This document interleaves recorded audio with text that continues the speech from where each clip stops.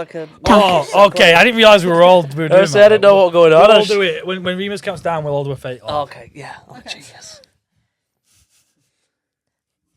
Oh, you are correct.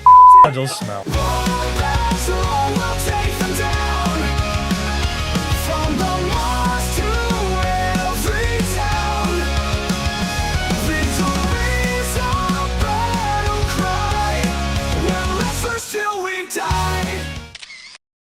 Hi, I'm Sophie and welcome to Keeping It Kayfabe Unmasked.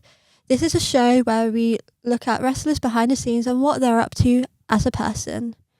If you are wanting to see more about these shows and live shows, you can go to Keeping It _Kayfabe on Instagram and Keeping It Kayfabe on Facebook and Keeping It Kayfabe _Unmasked on TikTok to look for any updates on these shows, or if you guys have any suggestions or any wrestlers you want to see next week. First ever episode this week is we are introducing the tag team West Yorkshire Wombats. So they're here, they come along now. Here we come.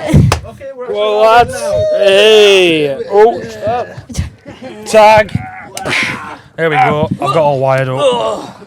There we go. Ow, my shoulder. Hello everyone. So I just want you guys to introduce yourself as who you are and what your wrestlers' names. I'm Callum Railton, known as the Upgrade Callum Majakester. I think. Are we still doing the upgrade thing, or have we? I don't know. No, God knows. You're not an upgrade from anything anymore. You have a real deal just by yourself, buddy. Oh. But here comes the real deal. It's me, Ash Nichols.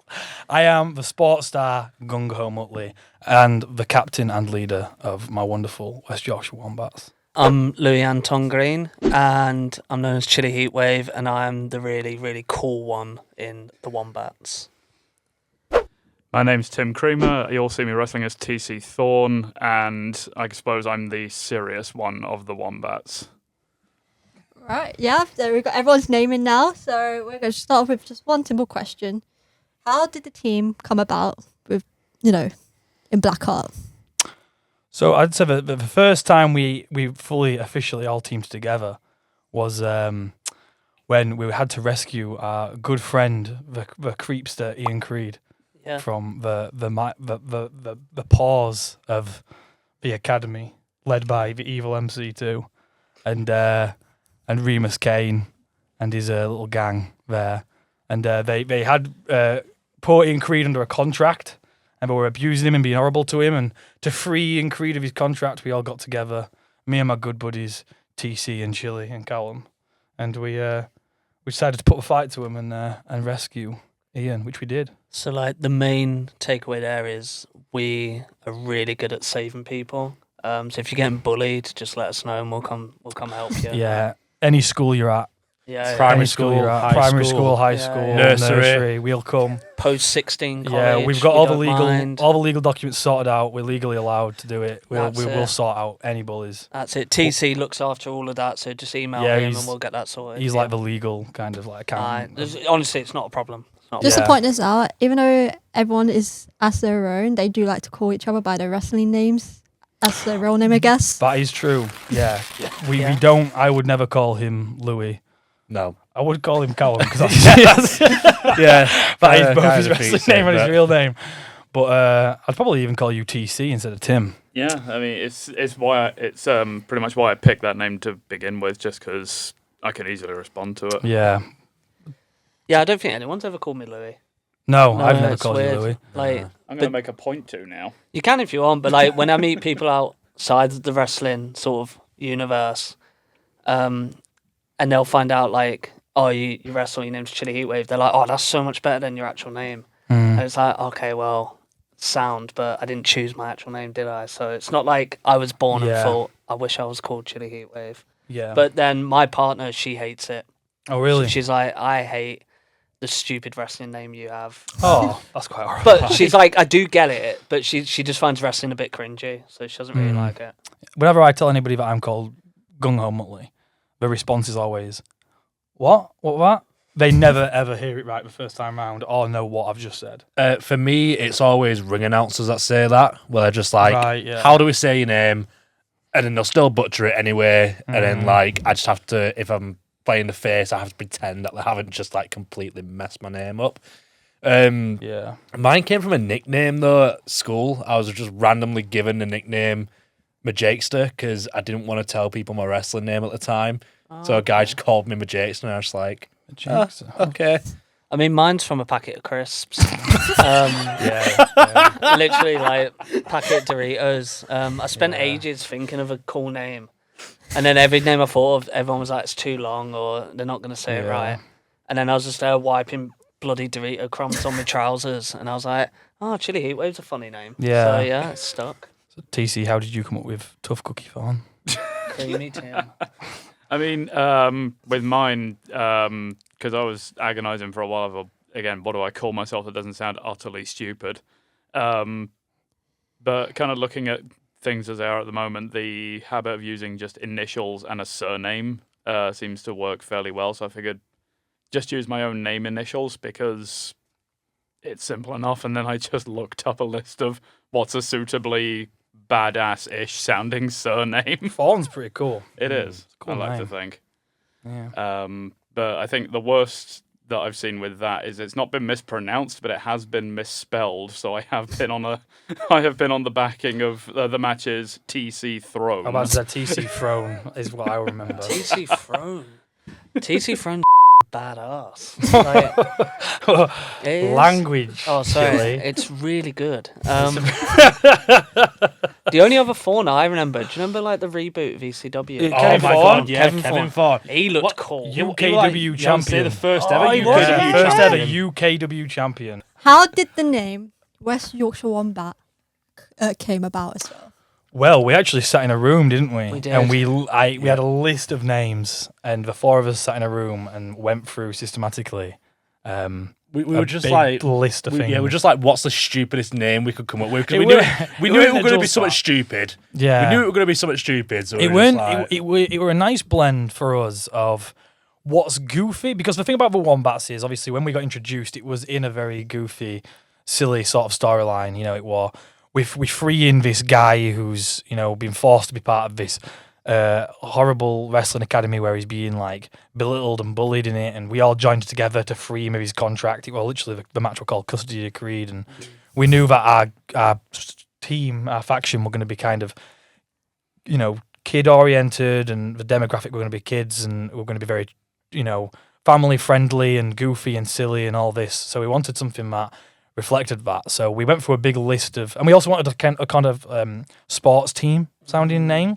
So we went through a big list of stuff, like you said, and one of the criteria were, it needs to be silly and goofy, and one of it were like, we need to aim it towards kids. It needs to be kind of cool and sell itself, like, marketing-wise, but also not be too cool, like we're trying to sound badass.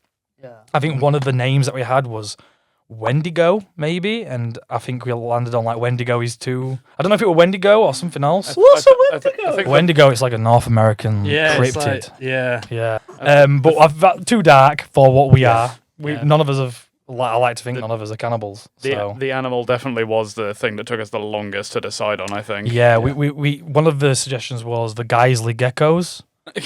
Got the Yeah. Geisley yeah. geckos. There was quite a few, but like you say, you wanted it to be Fun. something like fun, but not really cool. So like with wombats, because they're fun, but like kangaroos are really cool. So we weren't the Keithley kangaroos. Yeah. We're stuck on West Yorkshire Wombats. Yeah. But also like, it's that whole, it's three simple words. You're not Yeah. really going to get them wrong.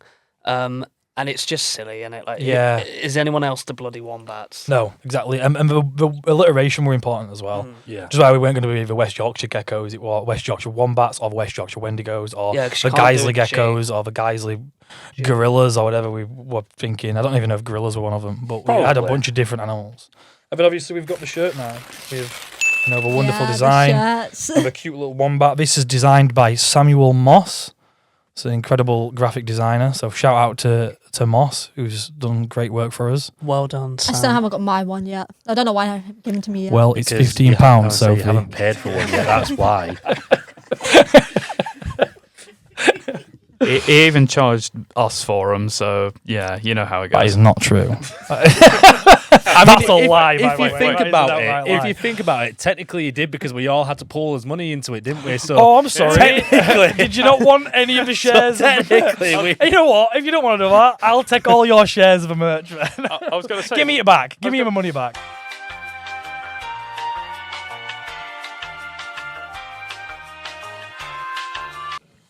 Well, okay. I want to know how you get the crowd to interact and start liking you. Okay. Okay. Well, it was interesting because I think when we formed the team, first of all, it kind of, the lineup of us in the team kind of sort of accidentally happened because we were just angling towards different storylines with each other anyway. Like, me and you were being aligned with each other. Yeah. And then TC had this like ongoing thing with for a while, where I were like, talking to him backstage and trying to like motivate him for his matches. And then I think actually Chili's the only one where James, who runs Wildcat, came up and like, yeah, we're gonna throw Chili in there as well. So I think you then got attached to it post that. That's because they needed someone popular and good. That's true. Yeah, they needed to get the angle over. That's it. So they needed someone who actually. So I was doing the heavy lifting. Yeah, I was Yeah. still fresh off a face turn, so we were still trying to and ahhing Yeah. about that. And I'd just come out of Geisley Infirmary, Yeah, so that's it. After Remus That's it, attacked the you. big Yeah. GI. Wrapped it completely in bandages. I literally looked like a mummy. Like, Yeah, he did. Yeah, that were all Remus Kane. That. Oh, I remember when you did the little, and you're like, oh, you won't believe what's happened. Yeah, And I'm like, what? yeah, we did a promo where I explained Yeah. that Callum has been sent to the Geisley Infirmary, and we did one take, and it was the most overacted. But an incredible moment where, if you don't know who Remus Kane is, he's this wrestler who's definitely not in this room watching us do his podcast right now. And his gimmick is he's very aggressive, he's very horrible, He's evil. and he's evil, and he very specifically hates Callum. If Don't know why. anybody were ever going to attack Callum and send him to Geisley Infirmary, it would be Remus Kane. Oh, yeah. But And don't know why, in the promo, I go out and I say, Callum's been attacked. He's been sent to Geisley Infirmary. He's been brutally attacked. And I go, and I know who's done it. And you go, who? And I go, Remus Kane. And he goes, no way. No. Like, who else would possibly do it? Like, it wouldn't. Well, that was like again one of the promos that were like, it was just trying to set up the team. Yeah. But like, even though like technically I didn't pick the team, I'm very happy with what the team is because, like I said, like to take it back to the question a bit, like, I very much liked all three of you a lot because sometimes you do get paired with people in wrestling that you're not a fan of. Yeah. But the three of you have been very easy to work with in this, and I think you can kind of see that. Like, I think the crowd's impression of us. I were really nervous when we went not for the Custody Creed match, but the first show afterwards, where basically our responsibility was, especially when it was me cutting a promo, and I had to cut in the promo. I had to basically get over us as a team. We are calling ourselves the Wombats now. Yeah. This is our new shtick. This is our new gimmick. Trying to get this over with the crowd, and getting things over with the crowd is incredibly nerve-wracking. Like, especially in a promo, because you just have to kind of sell it to them. Yeah. And it worked. What was that? Was it that tag match? It were me and you against Luca and Eden, because that was a match where everyone started chanting like Timu Chile to Eden and Timu Callum to Luca.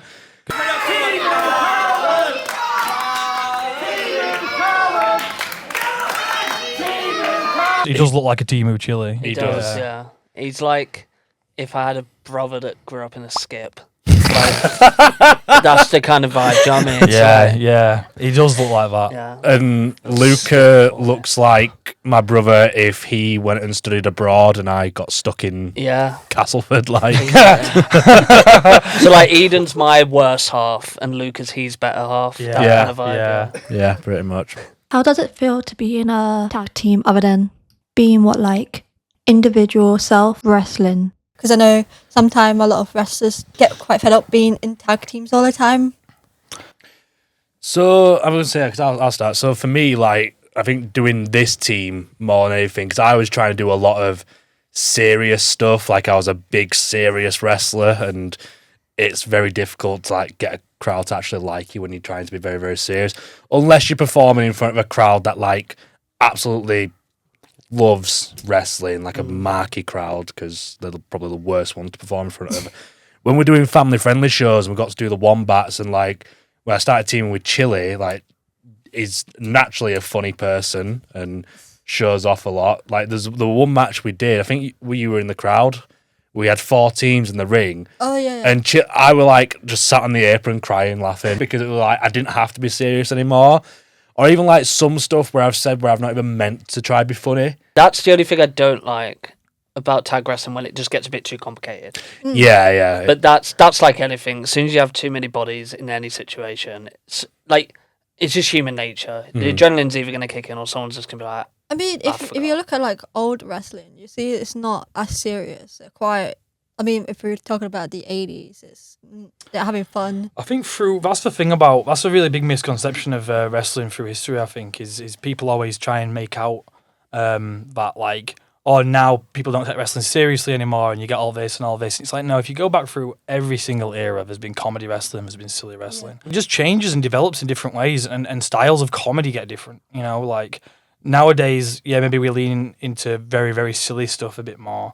You know, with like invisible hand grenades and stuff like that, and magic choke slam. Yeah, and all that sort of thing. But I suppose it's just because what the comedy and gags at work are being tested and new ones being come up with all the time. So speaking here as definitely the greenest person here, I've been wrestling the shortest, I think, out of everyone in the Wombats. It's been definitely a learning experience for me, because it did make me change the mannerisms in which I presented myself already. I suppose I wasn't trying to be like super serious, like gimmick-wise, but I also didn't really know where I was going with it. This has given me a bit more direction with that. It's given me 3 great teammates to work with. Especially the tag team matches that you and I have had, Callum, recently, and we're going to be having again soon over the next few months. Because Chili had to get himself injured. God's sake, Chili. But yeah, it's given me a whole lot of new perspective on things to do in the future, as well as different working experiences as well. To jump on that as well, I quite like the sort of differences between like being in a tag and being as a singles guy, because when you're a tag guy, you're in, but when you're out, you get to be that cheerleader. You get to play a bit more with the crowd. You get to hype up the guy you're in the ring with. And I feel like when you're a singles guy, you can't always do that, because you do need to focus on the task at hand. Whereas if Callum's in and I'm on the side, I can have a laugh with the crowd. I can big him up. I can make a few people laugh. And I feel like that's still as effective, but also gives me time to because sometimes you just need to catch your breath. Yeah. Yeah. See, for me, I hated tag team wrestling at one point because I was never properly trained on how to do tag team matches. And so not being properly trained into it and then being booked in them, I hated it because no ever went well, and I didn't know how to work with the other people in my team. I'd say being in a society before joining the Wombats definitely helped with that, especially like a confidence thing as well. And as you say, it gives you a chance to sort of get your breath as well, work your stuff with the crowd. And then, doing the Wombats, again, just completely changed it. So all of a sudden it was like this complete new thing. But yeah, I think what's great about tag team wrestling, because I've done solo, I've done tag team, and now I'm in a big group.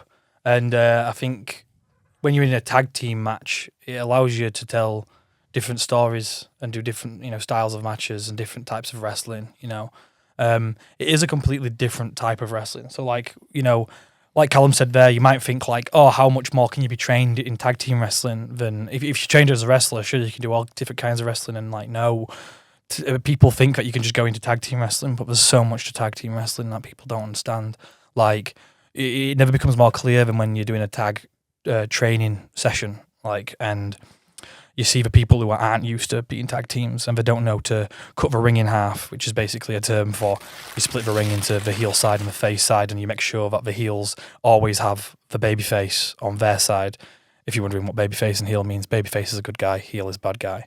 And the bad guys, the heels, should always keep the babyface on their side. They should always be doing frequent tags to, again, like Chili said, keep the to keep everybody in the ring fresh and, stop people from getting gassed, which means to get exhausted, and, to basically keep telling the story. And you should always work cleverly towards a hot tag, which is, which is where a babyface finally, after getting beat up for a big portion of the match by the heels, finally tags in.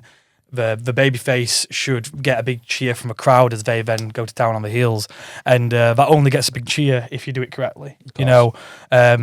You need to be able to pace that properly. You need to be able to pick your exact moment. You need to be able to really wring dry that flannel of all the possible tension and all the drama that you could possibly can in that match. And it's not easy to just throw two people who've never done that before, who've only ever been singles guys, who've only ever done solo wrestling, to suddenly say, hey, be a tag team and we're going to put you against this other tag team, which is two other guys who've also never been a tag team before. Yeah. Now do a tag match. And they have no idea as to any of that stuff that I've just mentioned and more. There's so much more to tag team wrestling than what I've just mentioned.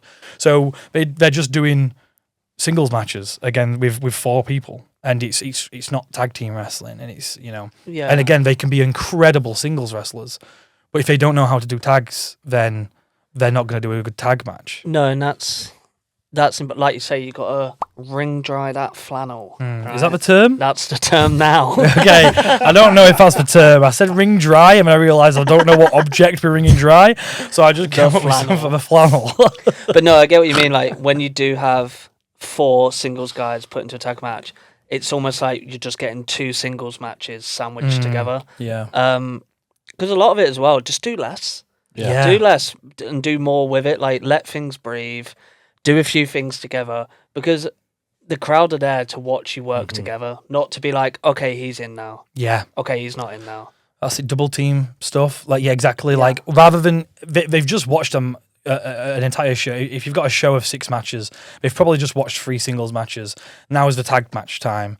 They don't want to watch more singles match stuff. They want to watch these guys do stuff where they can only do it when there's 2 of them. One of them picks them up on the shoulder, the other one jumps off the top rope, hits somebody a big clothesline, or they send the guy off the ropes together and both pick them up and slam them down in a double team, or just some nice, quick, coordinated, choreographed, stuff like the Motor City Machine Guns would do in TNA and stuff like that. These really quick double team, like you say, stuff. Do things that you can only do together. Exactly, because then they're like, oh, that's cool. That's what I want to watch. Yeah, this is a tag team match. With that's bringing different things to the table. That's it. That flannel is well and truly dry. Yeah, it needs to be wringed as possible.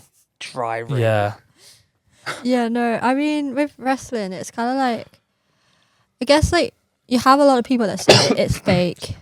Like, a lot of people think you can't get hurt, and obviously it's scripted, but you obviously can get hurt. I mean, what do you say to those people who are like, oh, wrestling is fake, guys? Like, this is so stupid. Yeah, so I snapped my collarbone about 6 weeks ago, just from a freak bump, taking a move. But like you say, it is scripted. Like, we know what we're doing, but it's still, you are still taking the move. You are still taking the strike. Some people hit harder than others. Some people just hit too hard, but that's by the by. I just say to him, like, if you really don't like it, don't watch it. But also, I don't really care. Yeah. So, like, I've had friends that just don't like wrestling. They're like, why'd you do it? They're like, you wouldn't have broke your collarbone if you didn't do that. And I'm like, okay, cool. But it's broke now. So what do you want me to say? It's like people, like, they like, when they don't like wrestling, but they think they know everything about wrestling, like, they think, oh, if you just take this bump, you wouldn't get hurt. But any bumps can cause serious issues, like, no matter how you take it. I've heard people have a completely different, wrong idea of what wrestling is, who aren't fans and don't understand it. I've heard people refer to the ring as a bouncy castle or a trampoline. That'd be mint. Yeah, I've heard all sorts of stuff, like, people saying that we have padding and all this. I mean, we obviously have knee pads and stuff, but padding to a more, serious degree of padding. And, whilst I do understand, like, to a degree of where some non-fans come from when they call it fake, I understand why they've come to that conclusion, because obviously, it is scripted. We are aiming to pull our punches. We are aiming to slam each other in ways that we're not actually slamming this person as hard as they can on the floor. Because we are trying to look after each other. But we are ultimately still doing a thing. I don't think you'd walk up to a stuntman and say, everything you're doing is completely fake. There's no risk at all. There's no danger, because that's just not true. You know, a stuntman puts themselves in danger every single time they do their job. Like, we are also more or less stuntmen of sorts, you know. We are doing these very high-risk things all the time. Like I say, you did a move recently that broke your collarbone. That's because the stuff we're doing completely puts us at risk. I recently, not to the same degree, but I recently were out injured with a really bad muscle damage in my lower back because I got thrown over the concession stand of not in the ring, just a full-on, straight over the concession stand, onto a concrete floor, straight on my back. You know, that were a huge stunt that got a massive reaction from a crowd. It got a huge cheer. And it really, really damaged my back. I don't regret it for a second because it were awesome. And that, you know, there were nothing fake about that. I threw myself flying, but there were no padding on the other side. I really badly hit my back. Throughout the rest of that match, you know, I slammed the guy on, you know, this is Sammy Blue, Supersonic Sammy Blue. I slammed him back first onto the apron, which is a metal bar. I was kicking the tar out of him, you know. When I wrestle certain people as well, and this is what a lot of wrestlers do, and different wrestlers have a style, but there's certain wrestlers that I'll say to them, hey, look, I'm going to lay my shots into you. Like you alluded to, some wrestlers are quite stiff, some wrestlers are too stiff. Stiff is a term for when wrestlers hit too hard, or snug is another term for when wrestlers hit hard, but it's kind of more accepted. I like to think I'm snug. A lot of people have described me as such, just because I want to make sure my shots look good. You know, I want to make sure they look nice, they look realistic. But at the same time, I think if you are a snug wrestler, you need to be able to say to that person, you can also hit me back. There's nothing worse than a wrestler who's prides himself on being stiff and hitting the shots and laying the shots in and then can't take anything back. I'm sure we've all wrestled somebody like that and they suck. But yeah, I have literally the other week said to a guy called Josie who I was working, there were a spot where he was going to chop me over and over and over again, which is like a flat palm strike across the chest. And I said to him, I want you to keep doing it as hard as you can. And if it gets to a point where in your head you think, oh, I've hit too many of these and I'm hitting him too hard, remove that thought from your head and keep going. And I said, I will tell you when I want you to stop. I will physically stop you when I want you to stop. But otherwise, keep chopping me as hard as you can in the chest and don't stop. Because I said to that guy, look, I'm going to lay these shots in and these chops in when I do it to you. So it would be incredibly hypocritical of me to, you know, say I'm going to hit him quite hard and then tell him, no, you can't hit me, though. You know, which is surprisingly what a lot of people do. It's like when I did my first little wrestling training, and the ring is hard. Yeah, like it it is. hurts. I think I tried to do one of, like, when you fall back, but you have to fall in a certain way. But even when I did that, it, like, my brain felt like it was just jiggling around in my head. Yeah. Yeah. One of the key things that I've had recently is because more people at work have been asking me about wrestling, mainly thanks to the deal that WWE now has with Netflix, and it's becoming more publicly viewed. The second I've started describing like how the rings I've been in are, and the fact that it's effectively kind of just metalwork, plywood boards, effectively things that are about the same give and thickness as the school gym mats is how I like to put it, because generally people tend to understand that, and a layer of canvas. Suddenly the whole thing of, that's a lot more kind of sturdy than people tend to believe. Yeah. Like, as you say, going on as it's all padded. And the other thing I always say is, like, as you say, yeah, we know how to protect each other. When we're going out there, we are effectively putting our health in someone else's hands for quite a lot of this. But at the end of the day, the key phrase I always say is you can't fake gravity, especially. So suplexes, body slams, moves off the top, they're going to hurt. So it's going to suck either which way because you're landing on your back on something that's not got a huge amount of give. The worst ring that I had was the beginning of last year. It was a year ago. There was no padding it was your metal. It was your it was your metal frame. It was your wooden boards, and instead of padding, it was like AstroTurf. God. And then it was a canvas, so it hardly had any give. The guy I was wrestling, bear in mind, I was taking like back body drops and bumping all over the place. And then again, because I credit myself on being a very safe worker, I won't hit you either unless like I'm friends with you, in which case we're gonna be snug, like you say, or B, if you give me a reason to. And his reason to me, because he said to me, he goes, "Yeah, I'm not taking any bumps." And bear in mind, he'd already been hit with a load of stiff hits, and like I'd taken all these moves, and he was just like, "Yeah, I'm not taking any bumps." And I was just like, "No, you are." Yeah.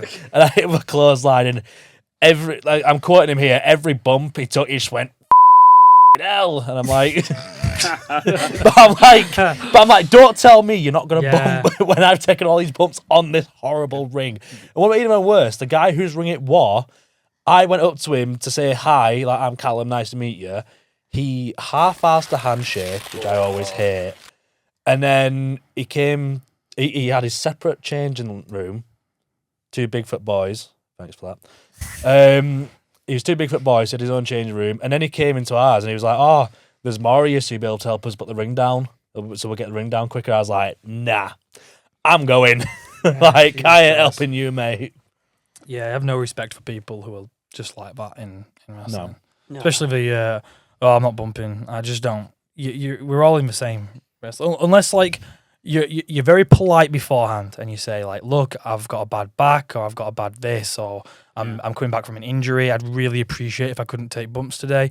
Okay, cool. Then we'll work around it, because I've been in that position before, but don't come up to me and say, "Yeah, I'm not taking any bumps." My thing with that match, right? If this guy, if you were like the Big Show, if you're like 7 foot tall and absolutely huge, then fair enough, he ain't bumping. But this guy was literally shorter than me. Was telling me he wasn't gonna bump. It's I was just like, all about me? It's just all about respect.